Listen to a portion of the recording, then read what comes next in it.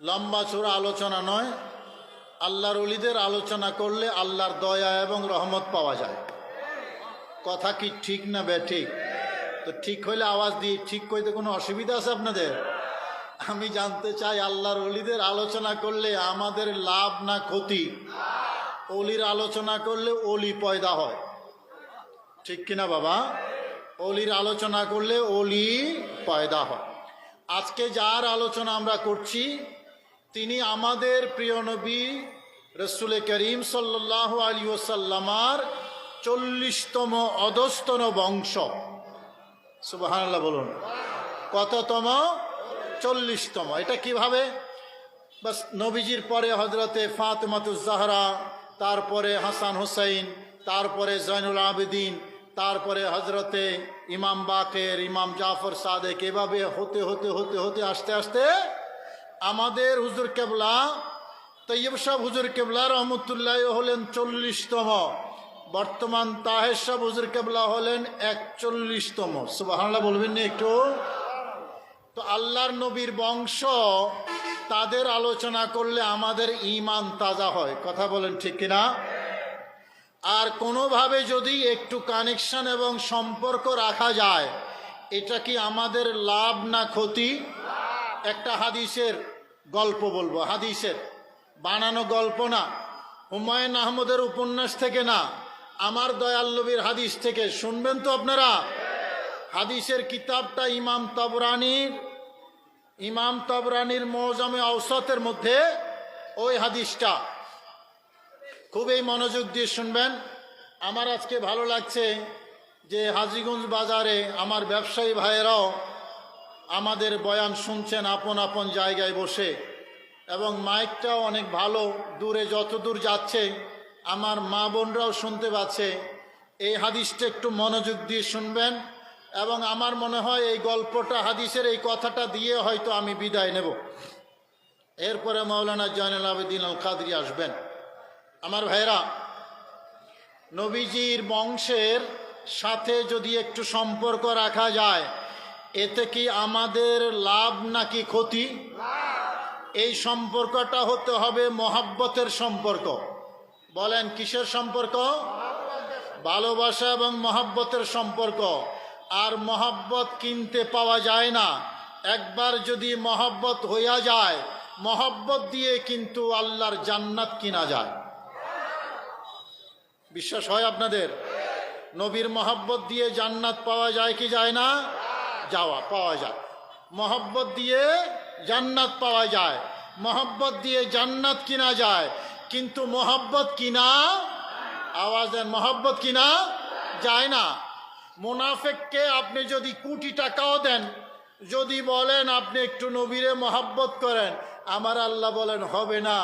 কারণ ওয়া ইযা কিলা লাহুম তাআলাউ ইলা মা আনসালাল্লাহ ওয়া ইলার রাসূল রাআইতাল মুনাফিকিনা ইয়াসুদ্দুনা আনকা সুদুদা।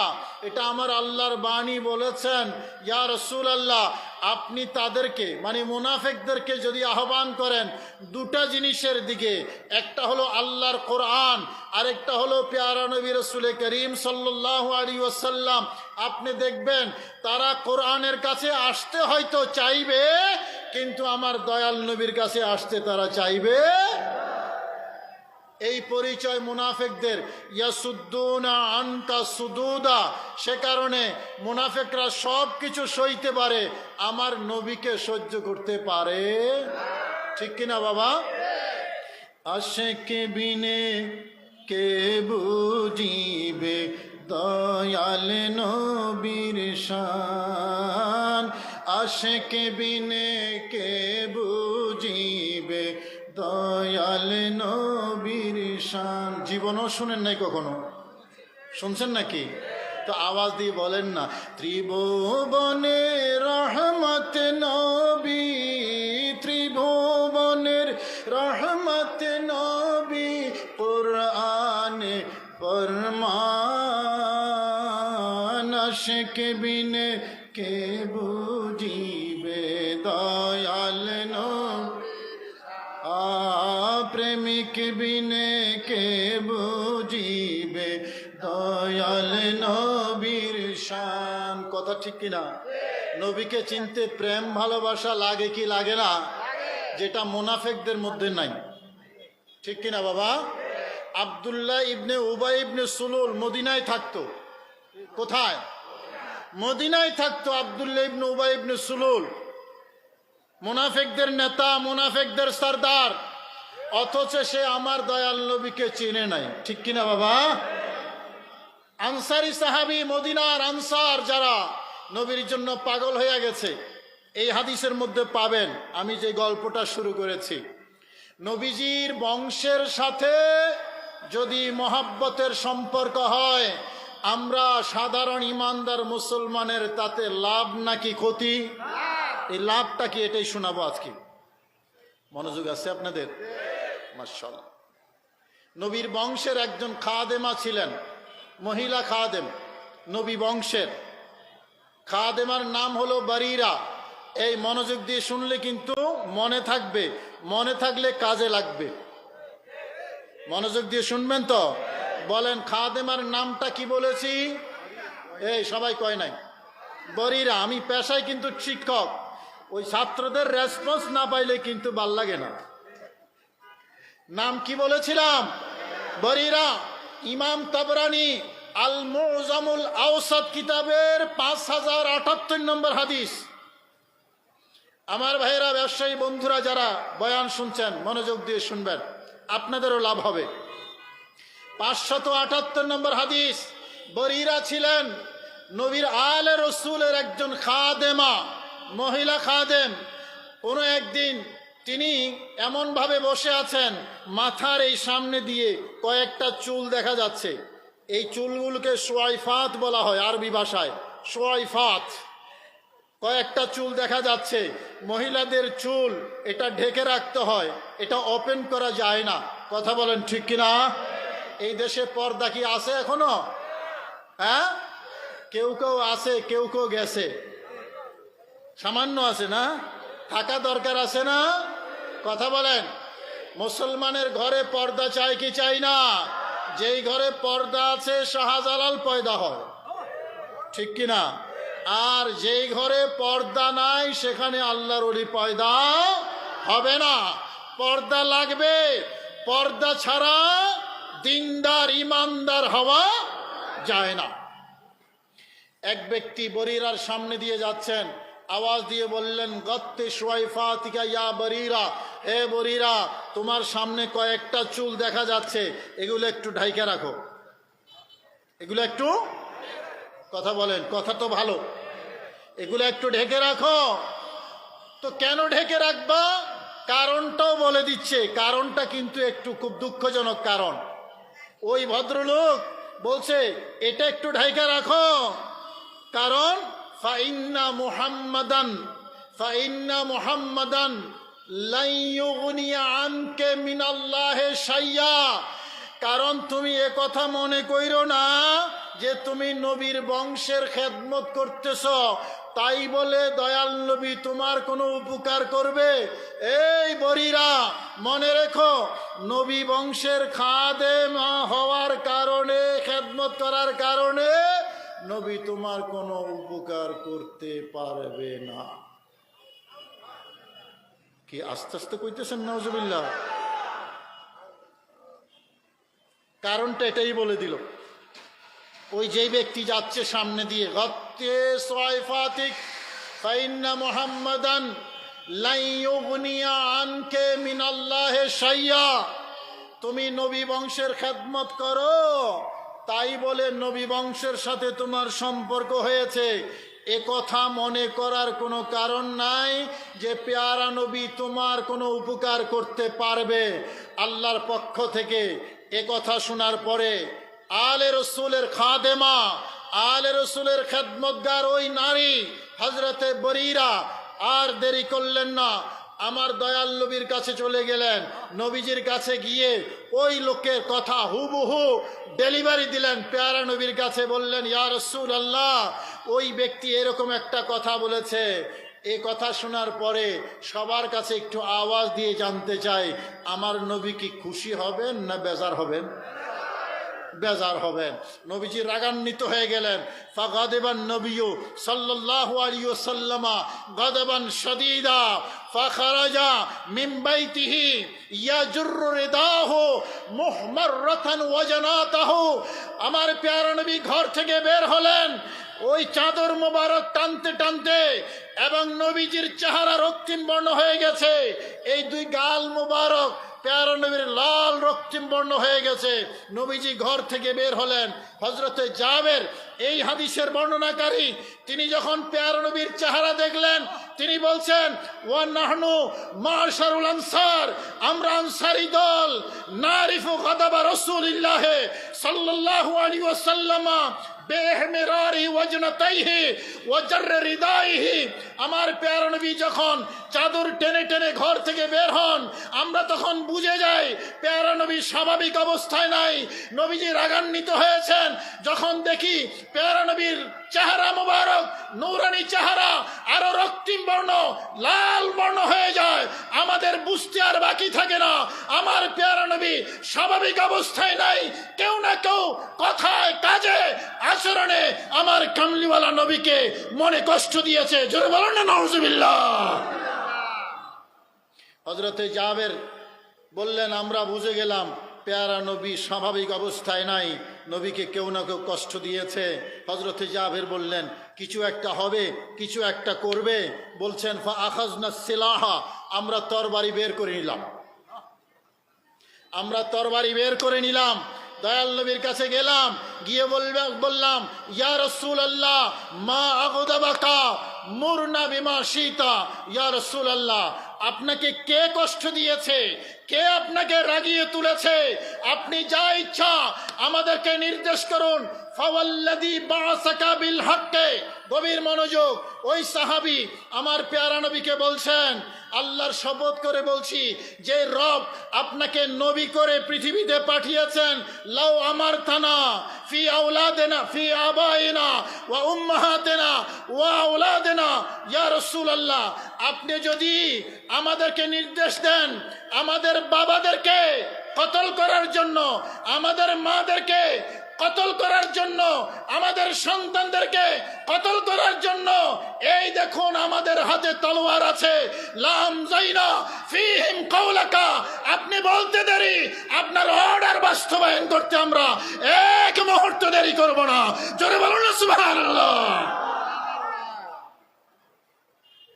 জাবের নবীজির সাহাবী, আনসারী সাহাবী এবং মদিনার বিশিষ্ট সাহাবী, বললেন, ইয়া রাসূলুল্লাহ, আপনি বলেন, আপনাকে যদি আমার বাবায় কষ্ট দেয় আমরা বাবাকেও ছাড়ব না।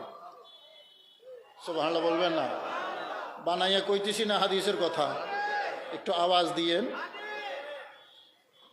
আপনাকে যদি আমার মায়েরা কষ্ট দেয় আপনি অর্ডার করুন, আপনার জন্য মাদেরকেও আমরা ছাড়ব না।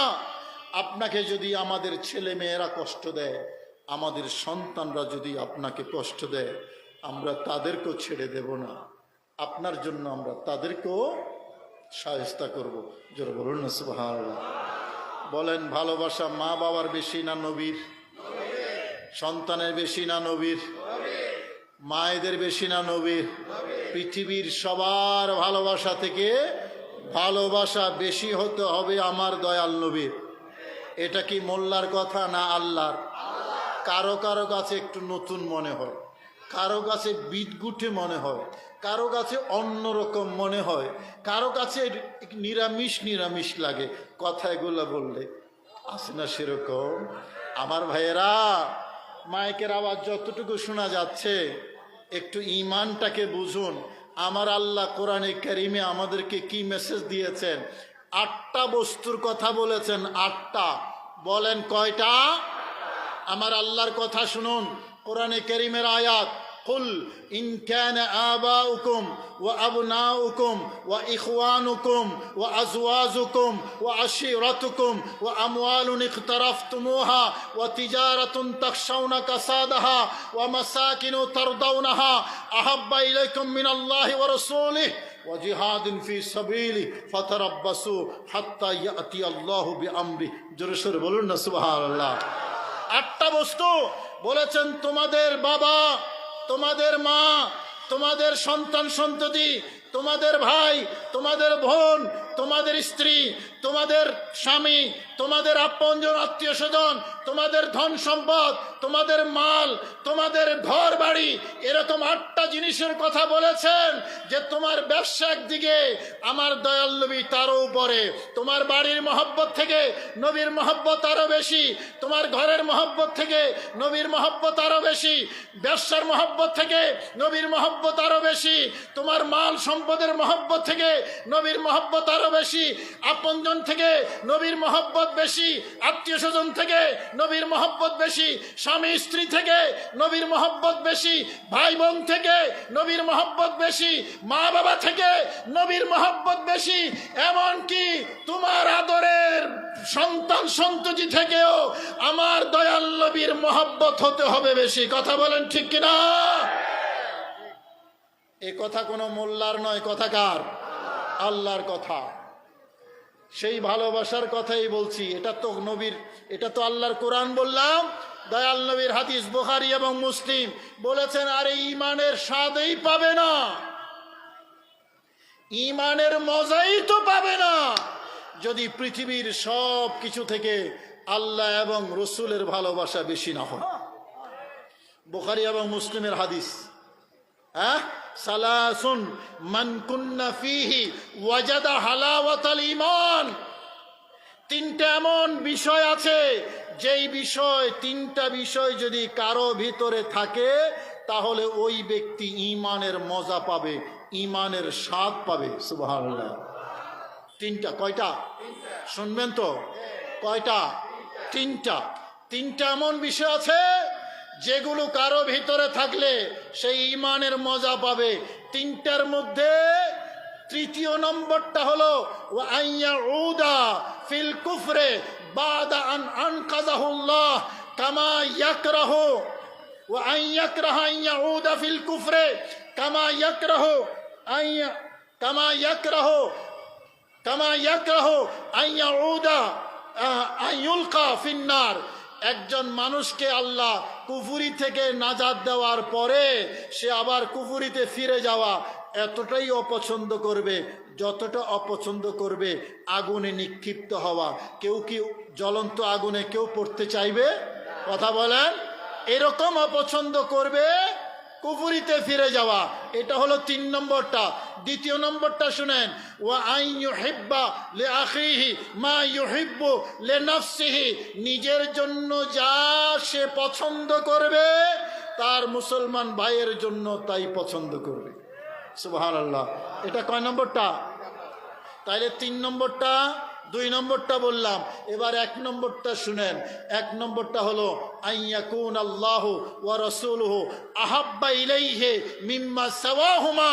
অর্থাৎ আল্লাহ এবং রসুল ছাড়া যা কিছু আছে সব কিছু থেকে আল্লাহ এবং রসুল তার কাছে অনেক বেশি প্রিয় হবে। কোরআনে কারীম বললাম, হাদিস শরীফ বললাম।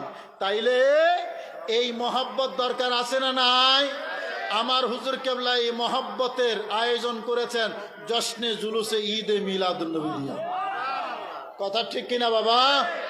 আমার বিষয়বস্তু দিয়েছে তারা যে তৈয়ব সাহেব হুজুর কেবলা বাংলাদেশে সুন্নিয়ত প্রতিষ্ঠায় কি অবদান রেখেছেন। বাবা এটা বইলা শেষ করা যাবে? আওয়াজ দিয়ে বলেন একটু। তৈয়ব সাহেব হুজুর কেবলা কি খেদমত করেছেন এটা বলে কি শেষ করা যাবে? শুরু হয়তো করা যাবে, শেষ করা করেন নাই কি? করেন নাই কি? আমার ভাইরা, আমি পেশায় শিক্ষক, আপনারা জানেন। তবে আমার আরেকটা পরিচয় জানেন না। আমি কিন্তু এই 6ষ্ঠ শ্রেণী থেকে 10ম শ্রেণী পর্যন্ত আকায়েদ এবং ফিকহ বইগুলো আমি গুনাহগারের লেখা। এখানে ছাত্ররা যারা আছে এখনো আছে বইগুলো, 2012 সাল থেকে চলতেছে, এখনো আছে।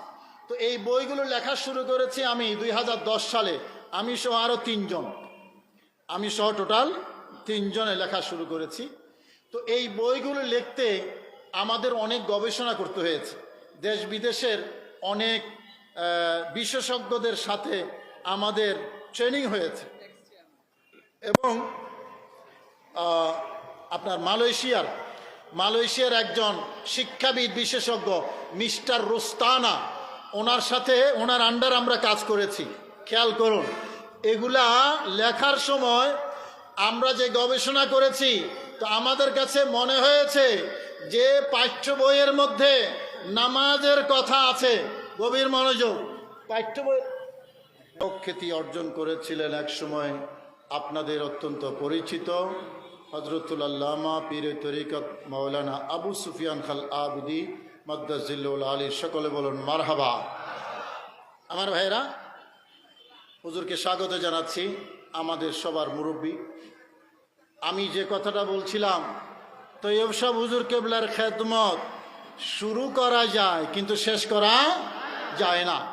ঢাকার কথাই যদি বলি, ঢাকা এই মুরব্বী যারা ওনারা জানে, এটা বাতিলের একটা আখড়া ছিল ঢাকায়। আমার শ্বশুর আল্লামা আব্দুল বারী জেহাদি রহমতুল্লাহ আলাই, তিনি ঢাকায় মাহফিলে গিয়ে বেশ কয়েকবার বাতিলদের আক্রমণের শিকার হয়েছেন। সেই বাতিলের, হ্যাঁ আপনারা জানেন, সেই বাতিলের আখড়ায় গিয়ে 1968 ইংরেজিতে হুজুর আল্লামা তৈয়ব শাহ রহমতুল্লাহ আলাই সুন্নি মাদ্রাসা করেছেন, যেটা ঢাকা রাজধানীর মধ্যে এখন সুন্নিয়তের রাজধানী। তাতে কি আপনারা খুশি না বেজার? তো একটু জোরে বলেন না আলহামদুলিল্লাহ। এই যে ঢাকার মধ্যে কাদরিয়া তৈয়বিয়া মাদ্রাসা কইরা আমার উপকার করছে না ক্ষতি? আপনার উপকার না ক্ষতি? আওয়াজ দেন না। এই যে একটু আগে ভাত খেতে গেলাম আমার এক ভাইয়ের বাসায়, তো এক ভদ্রলোক আইসা বললেন, হুজুর আমার ছেলেটাকে আপনার মাদ্রাসায় দেব, আমি সুন্নি, আমি একটা সুন্নি মাদ্রাসা খুঁজতেছি। বাবা, যদি হুজুর কেবলা তৈয়ব শাহ হুজুর কেবলা রহমতুল্লাহ আলাইহি যদি মাদ্রাসা করে না যাইতেন, তাহলে কোথাও না কোথাও ওয়াহাবি মাদ্রাসায় দিত। কথা বলেন ঠিক কিনা? হুজুরের আব্বাজান সৈয়দ আহমদ শ্রীকুটি রহমতুল্লাহ আলাইহি, তিনি জামিয়া আহমদিয়া সুন্নিয়া প্রতিষ্ঠা করেছেন।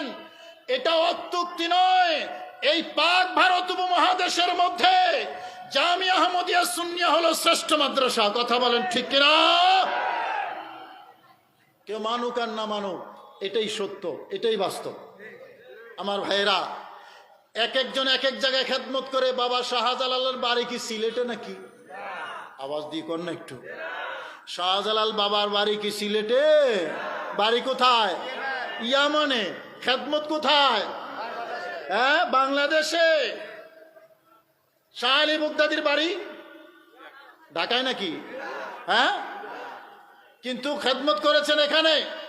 কে কোথায় খেদমত করবে এটা মদিনাওয়ালার ইশারা। নির্বাচন করে দেন সৈয়দ আহমদ শ্রীকুটি রহমতুল্লাহ আলাইহি, জন্ম তো সেই শ্রীকুট শরীফে, কিন্তু মদিনার কামলিওয়ালা নবীর ইশারা যে বাংলাদেশে খেদমত লাগবে, ওই আফ্রিকায় খেদমত লাগবে, বার্মায় খেদমত লাগবে। শাহে কারাঞ্জাম দিয়েছেন বাংলাদেশে। চট্টগ্রাম জামিয়া আহমদিয়া সুন্নিয়া প্রতিষ্ঠা করে, মূলত জামিয়া প্রতিষ্ঠা করেন নাই, বাংলাদেশে আহলে সুন্নাত ওয়াল জামাত প্রতিষ্ঠা করেছেন।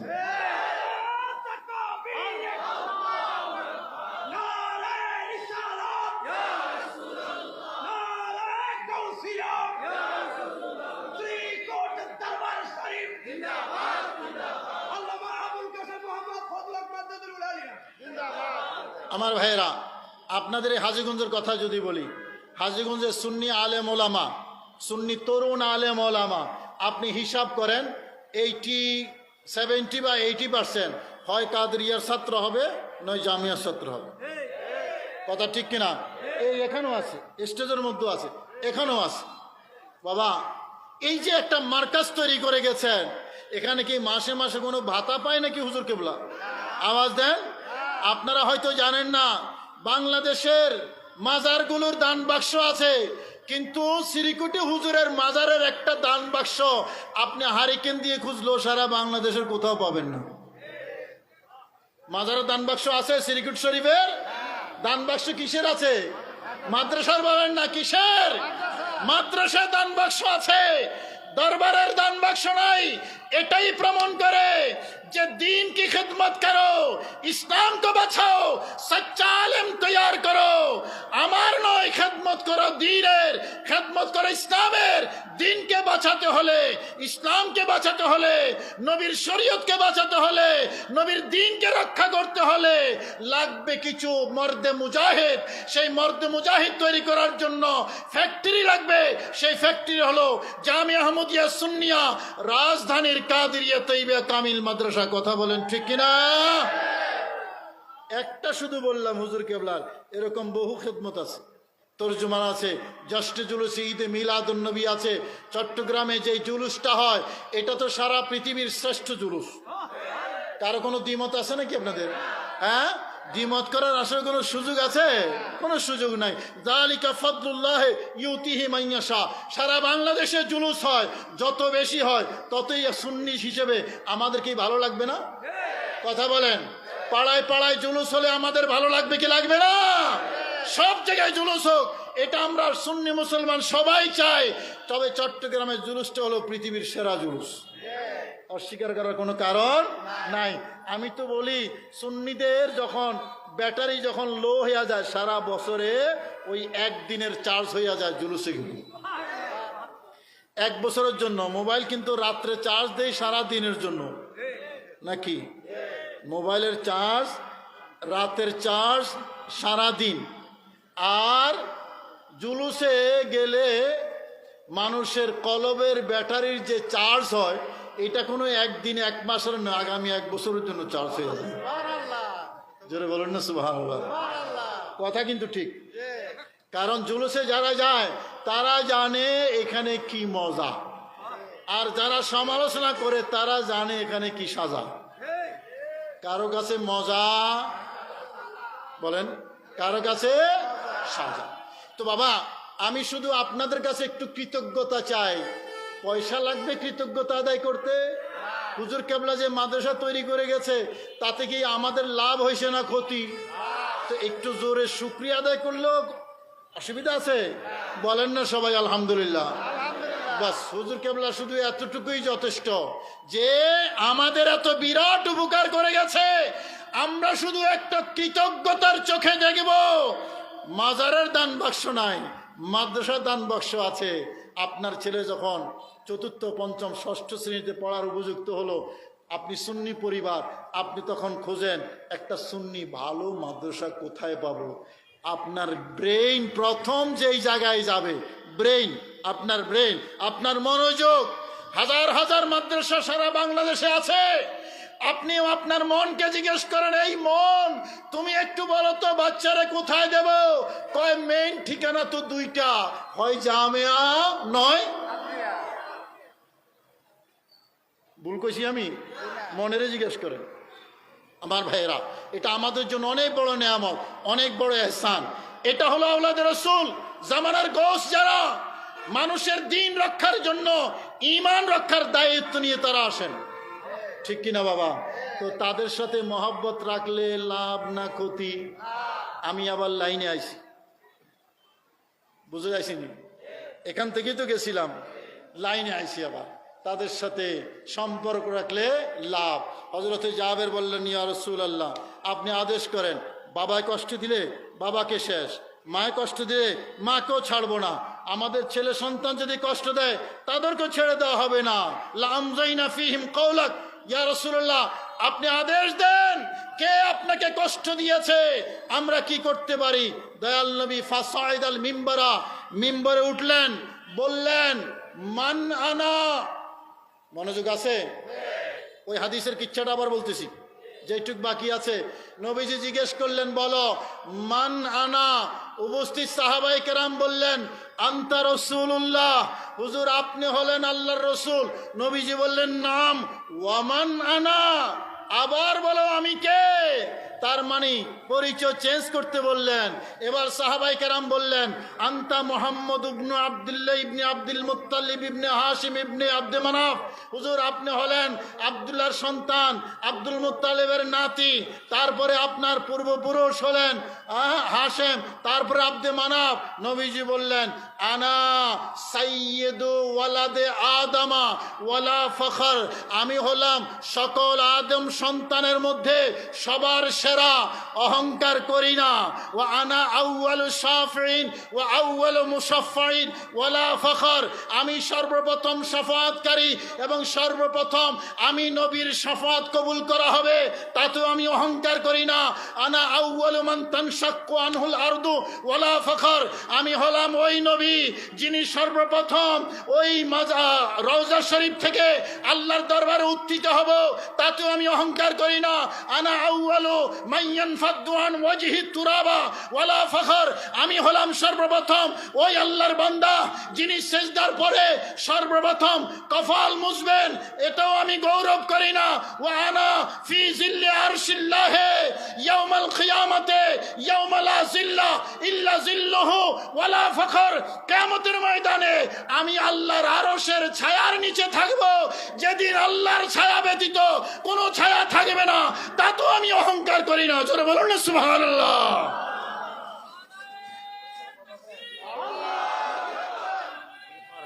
নিজের পরিচয় দিলেন, আগে কি দিলেন? নিজের পরিচয়।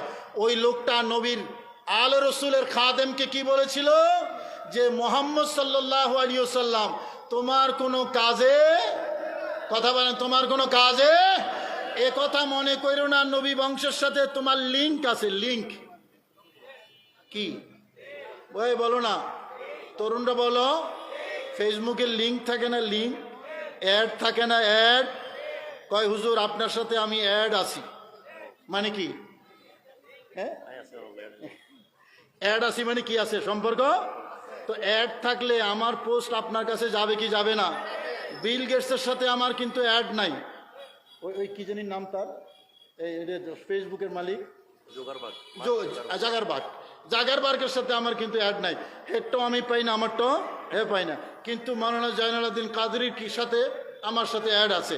ওনারটা আমি পাই, আমারটা, কথা কয় না, ওনারটা আমি পাই, আমারটা উনি পায়। কি কারণে বলেন? বলেন। অ্যাড মানে সম্পর্ক। বলেন, অ্যাড মানে সম্পর্ক। বরিরার সাথে সম্পর্ক নবীর আলে রসুলের সাথে, আর নবীর আলে রসুলের সম্পর্ক দয়াল নবীর সাথে। কথা বলেন ঠিক কিনা? সমীকরণটা বুঝাইতে পারছি? বরিরার সম্পর্ক কার সাথে? আলে রসুলের সাথে। কার সাথে বলেন? আলে রসুলের সাথে। আলে রসুলের সম্পর্ক দয়াল নবীর সাথে। তো ওই লোক বলছে তোমার সাথে আলে রসুলের সম্পর্ক, তাই বলে একথা মনে করো না নবী তোমার কোনো উপকার করতে পারবে। এবার নবীজি রাগান্বিত হয়ে খুতবা দিচ্ছেন, বললেন, আরে লা তুজিনি লা তুজুনি ফি জাবিয়া রাহমি মা বালু আকওয়ামিন ইয়াকুলুনা ইন্না জাবিয়া রাহমি ইন্না রাহমি লা তানফাউ ইয়াউমাল কিয়ামা। কি হলো মানুষের? তারা বলে আমার সম্পর্ক কিয়ামতের দিন নাকি কোনো কাজে আসবে না। মানুষের কি হইল? মানুষ এই আবল তাবল কেন বলছে? কেন বলতেছে কথা? যে আমার সম্পর্ক মানে আমার সাথে লিঙ্ক থাকা। সুবহানাল্লাহ কইতেন না? আমার সাথে অ্যাড থাকা, আমার সাথে সম্পর্ক থাকা কোনো কাজে আসবে না। মানুষ এ কথা কেন বলছে? আমার প্যার নবী তখন বলছেন, ওয়াল্লাহি ইন্নী লা আশফাউ ফি যাবিয়া রাহমি। আমি আল্লাহর শপথ করে বলছি, আমি আমার যারা আমার বংশ যারা প্রথম সুপারিশ করব তাদের জন্য।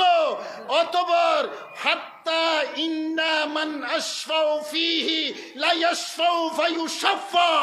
গভীর মনোযোগ। নবীজি বলছেন, আমি যার সুপারিশ করব তিনিও আরেকজনকে সুপারিশ করবেন এবং তার সুপারিশও আল্লাহ কবুল করে নেবেন। আমি যার সুপারিশ করব তিনিও সুপারিশ করবেন আরেকজনের জন্য এবং তার সুপারিশও, কথা বলেন, তার সুপারিশও কবুল করা হবে। এবার নবীজি, আচ্ছা তাহলে তো 2 স্তরে শেষ, আমি সুপারিশ করব, উনিও সুপারিশ করবে, ভাবতেছেন বুঝি 2 জেনারেশনের শেষ। নবীজি বলতেছেন হাত্তা ইন্না শাফাআতি লা তুদরিকু হাওয়া হাকাম। নবীজি বলতেছেন এভাবে আমার শাফাত, হা এবং হাকাম 2টা গোত্রের নাম ইয়ামান দেশে, ইয়ামান। নবীজি বলতেছেন আমার শাফাত এভাবে যেতে যেতে যেতে যেতে ওই 2 কবিলা হা এবং হাকাম তারা পর্যন্ত আমি নবীর শাফাত পাবো। লিঙ্কের কারণে, মানে নবী করলেন হজরতে মাওলা আলী করলেন হাসান হোসেনকে, হাসান হোসেন করলেন তাদের ভক্ত যারা তাদেরকে, তারা করলেন তাদের ভক্তদেরকে, তারা করলেন তাদের অনুরক্ত যারা তাদেরকে, এভাবে পর্যায়ক্রমে পেয়ারা নবী বলছেন ওই ইয়ামান দেশ পর্যন্ত আমি নবীর শাফাত যাবে। ভাইয়েরা আমার, ইয়ামান দেশ পর্যন্ত যদি এভাবে লিঙ্ক থাকার কারণে, আল্লাহ রসুলের সাথে সম্পর্ক থাকার কারণে নবীর শাফাত যদি ইয়ামান দেশে যাইতে পারে, আমি সবার কাছে জানতে চাই বাংলাদেশে আসতে পারে কি পারে না?